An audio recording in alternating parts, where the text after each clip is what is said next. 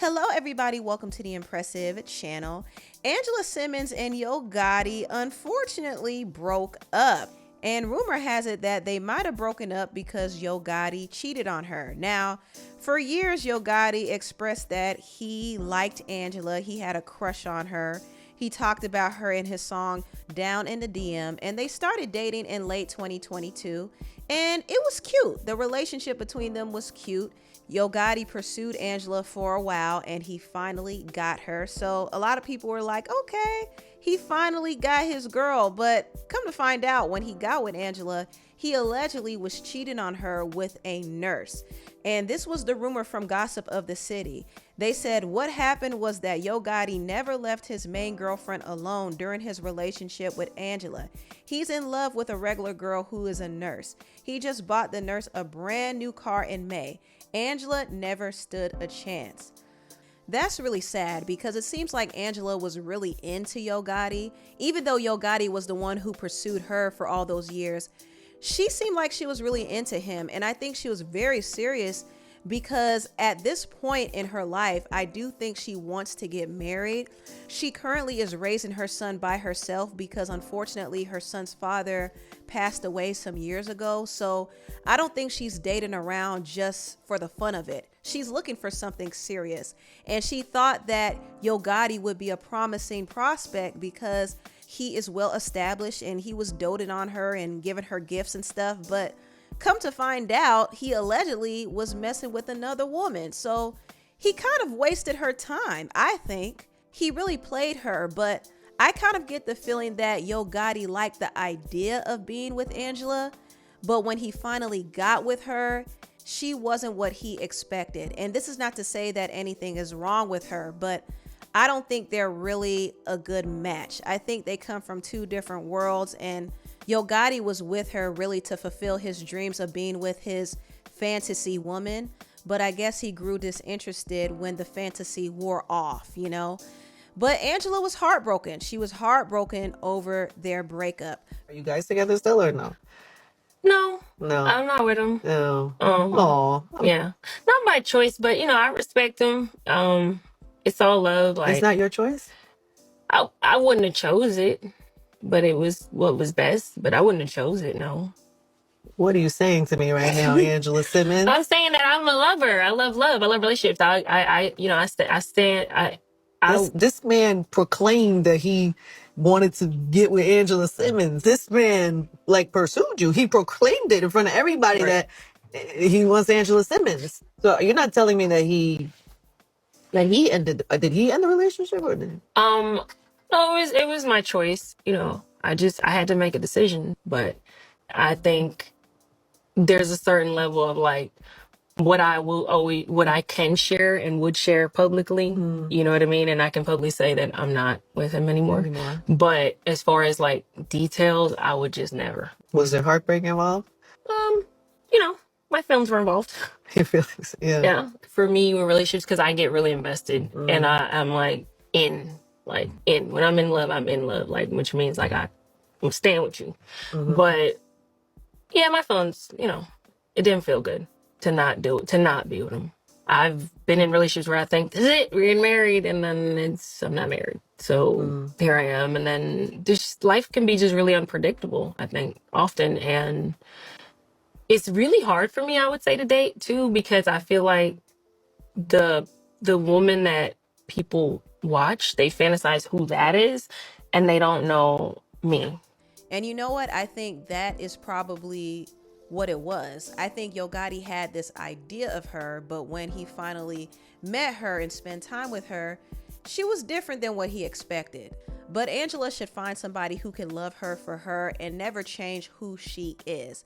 Now, moving on, I want to talk about the pop singer Sabrina Carpenter because she has been getting some backlash from some of her fans after she unleashed the cover of her upcoming album, Man's Best Friend. And in the artwork, it seems as if she is servicing an older man.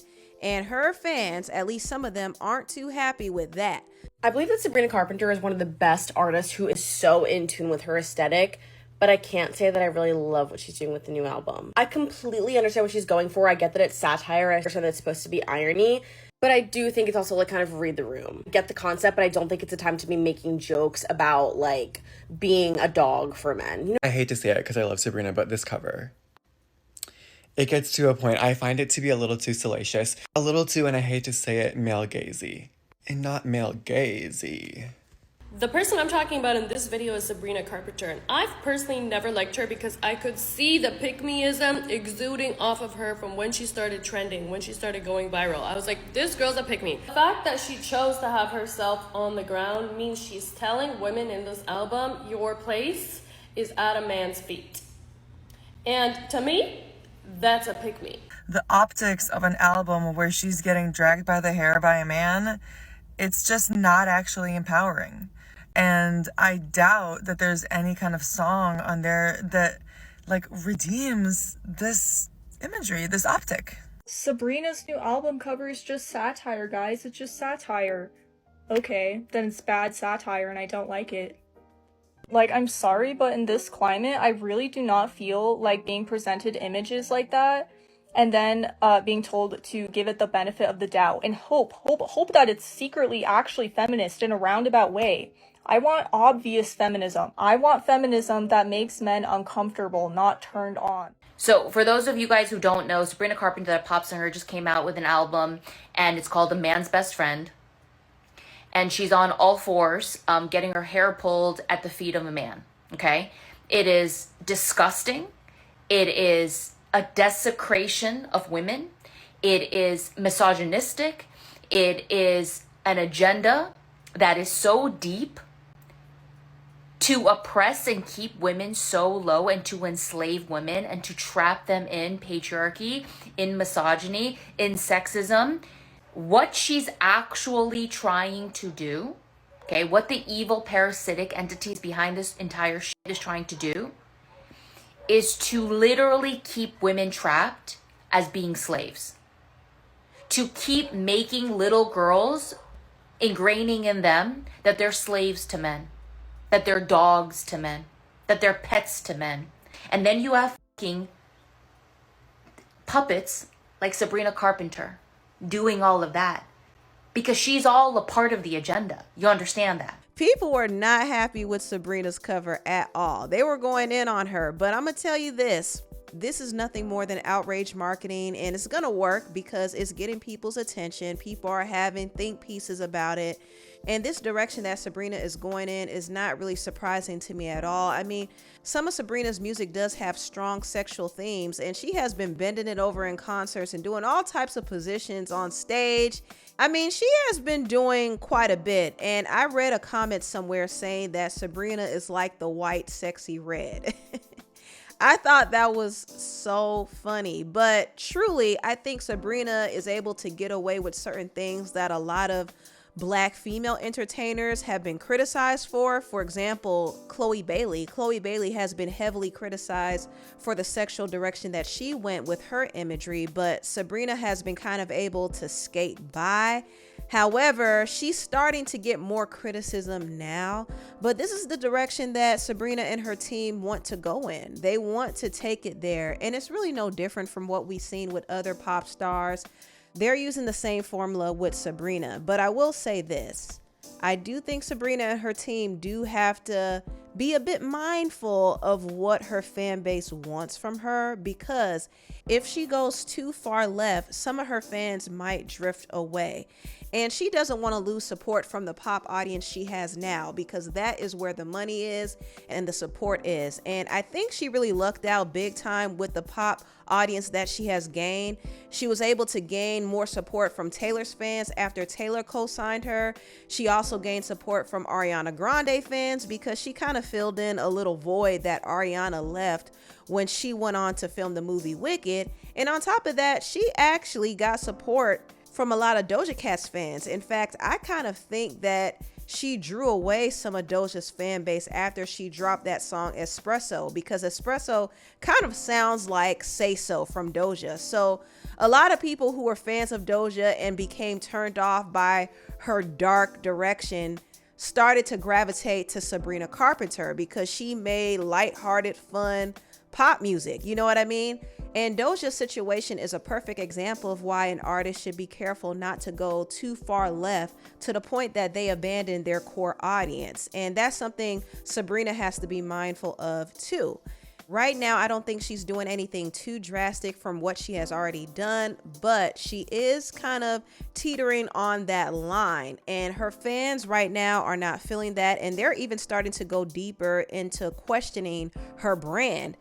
Recently, she was dragged over a photo shoot that she did last year with W Magazine, and people pointed out that she was referencing Lolita in this photo shoot. And they feel like with her latest album cover, she is still continuing to reference that Lolita image. Now, I just recently learned about this Lolita story, and it's really disturbing. It's actually about a young girl being groomed and abused by an older man. It's very disturbing, and I never put the two and two together that Sabrina was referencing Lolita. In my mind, I always felt like she was referencing the old Hollywood starlets. That's kind of her whole image and gimmick. She has this whole pinup girl, old Hollywood look to her. So I never thought that she was trying to look like a little girl. That never crossed my mind. She even denied using that reference, saying, "I've never seen this movie. It's never been on my mood board and would never be." Some people, however, didn't believe it. In fact, one person responded and said, "Fully grown, but I look like a Nina? Yeah, sure." And this were the actual lyrics that Sabrina sang while performing her song, Nonsense. I'm full grown, but I look like a Nina. She said she's full grown, but looks like a little girl in Spanish. That is very, very, very weird. And it doesn't help the Lolita allegations. I don't know, Sabrina. I don't know. Even though Sabrina admitted to joking a lot with her music, and she said she was joking with this song, Nonsense. But this is from Nonsense, and this is a very unserious song from start to finish. It still is making her look suspect. It really, really is. And I kind of think that if she takes things too far in the name of satire, her fans will start to be turned off. They're already getting turned off by her album cover and that whole Lolita thing, which is still very weird to me. I don't know. These agendas that these artists are pushing is just disturbing. But anyway, tell me what you all think about this video down below. Please like, comment, and subscribe, and share this video if you care. Thank you so much for watching, and I'll see you next time. Bye.